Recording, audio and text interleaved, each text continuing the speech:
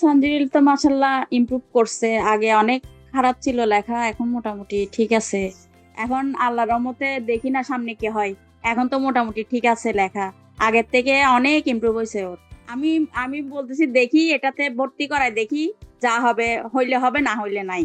সেরকম আমি আসলে আমার তেমন কোনো ইয়া ছিল না, তারপরেও দেখতেছি যে আমার ছেলের লেখা তো খারাপ, এটাতে ভর্তি করায় যদি আমার কোনো উপকার হয় তাহলে আমি একটু ইয়ে করতে পারবো।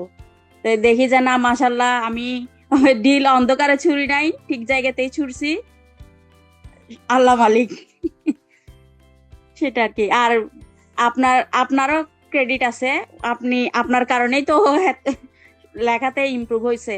আপনি ভালো মতো ইয়ে করছেন, সেজন্যই যা পারছে ভালোই, খারাপ না। এটাতে আমি সন্তুষ্ট, একটু উন্নতি হয়েছে যে এটাই আমি খুশি।